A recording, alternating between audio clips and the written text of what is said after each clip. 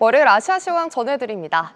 주말 사이 아시아 증시에 영향을 줄 뉴스들이 속속들이 공개됐습니다. 우선 백악관이 구체적인 내용을 밝히진 않았지만 중국과의 무역협정에서 실질적인 진전을 이뤘다고 밝혔습니다. 이 아시아 증시가 일제히 기지개켜면서 기대감을 소화하고 있는데요. 상해 종합지수 같은 경우는 이 시각 현재 0.5%, 항생지수가 1% 상승하고 있습니다. 이 가운데 트럼프 대통령이 미국의 처방약 비용을 인하하기 위한 행정명령에 서명하겠다 예고하면서 일본 제약주들이 미끄러지는 모습입니다. 미국 시장에서 약값이 떨어지면 실적에 악영향을 받기 때문인데요. 이에 오늘 주가의 제약이 10% 넘게 하락했고요. 다이이치 산큐가 약 7% 정도, 다케다 제약이 하락하는 등 주요 제약주들이 오전부터 짙은 하락불을 켜고 있습니다. 이에 장중 37,700선을 상회했던 니케이 지수가 오후장에서는 하락 전환까지도 했는데 이 시각 현재 0.2%가량 상승하면서 37,610포인트 선 지나가고 있습니다. 다음 주 대만에서는 아시아 최대 IT 박람회 대만 컴퓨텍스가 개막합니다. 젠스당 CEO를 비롯해 인텔, 퀄컴 CEO 등 빅테크 주요 인사들이 총 출동하는데요. 여기에 젠스당 엔비디아 CEO가 행사 시작 일주일 전부터 대만에 체류하면서 불쏘시개 역할을 해줄 거란 기대감이 강하게 피어오르고 있습니다. 덕분에 오늘 대만에서는 기술주, 특히 IT 관련주들이 상승폭이 짙은데요. 이에 지수가 계속해서 탄력을 받아가는 모습입니다. 4월 초 이후 처음으로 2만 1,000포인트를 회복한 각권 지수입니다. 현재도 고점 부근에서 움직이고 있고요. 0.8%가량 상승합니다. 한편 베트남 정부는 러시아와 원자력 발전소 건설 관련 협정을 체결하며 원전 사업 재추진에 속도를 내고 있습니다. 안전성과 재정 문제를 이유로 2016년에 사업을 중단했었는데 전력 생산 능력 확대를 목표로 약 10년 만에 사업을 재개했습니다.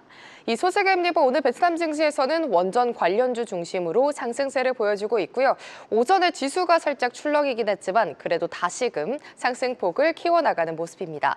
현재 VN 지수 0.6% 상승하면서 1274포인트 선 지나가고 있습니다. 인도와 파키스탄이 전면적인 휴전에 합의하게 됐지만 양측이 총구를 맞댄 경계선에선 여전히 긴장감이 만연한 모습입니다. 밤새 폭발음이 이어지고 양국은 서로 휴전 합의를 위반했다며 목소리를 높이고 있는 건데요. 이와 별개로 일단 인도 증시는 일단 휴전을 했다는 포인트에 집중하면서 상승으로 방향을 잡았습니다. 하루 만에 8만 포인트를 회복했고요. 또 오히려 상승폭을 점점 더 키워가면서 8만 1,600선을 수복하기도 했습니다. 오후에도 탄력이 둔화되지 않고 여전히 고점 부근에서 움직이고 있죠. 이 시각 현재 2.7%가량 상승하면서 오늘 또 거래량 상당히 실린 점 주목해 보셔야겠습니다. 지금까지 아시아 주요 증시 시황 전해드렸습니다. 네, 신영증권 성현주 연구위원 전화로 연결돼 있습니다. 연구위원님 안녕하십니까?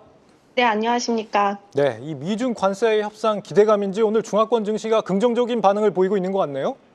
네, 그렇습니다. 상해 종합지수는 0.13% 상승 출발하였는데요. 현재 0.5% 상승세 보이고 있고 HSCI 지수도 1.07% 상승 출발하는데요. 현재 1%대 상승세 보이고 있습니다.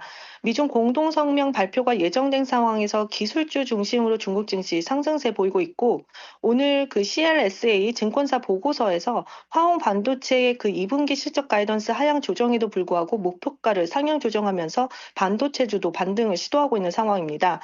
전반적으로 업종별로 살펴보면 IT, 자동차, 제조업 업종은 강세를 보이고 있는 반면 헬스케어, 유틸리티 업종은 약세를 보이고 있습니다.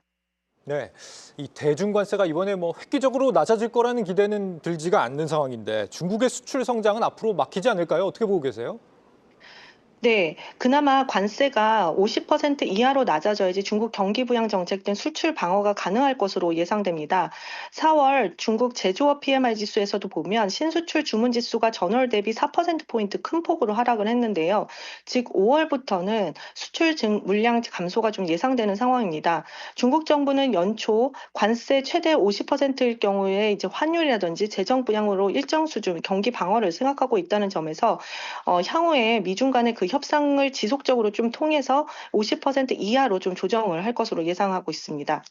네, 연구위원님 오늘 말씀 여기까지 듣겠습니다. 잘 들었습니다. 네, 감사합니다. 네, 신영증권 성현주 연구위원과 함께했습니다.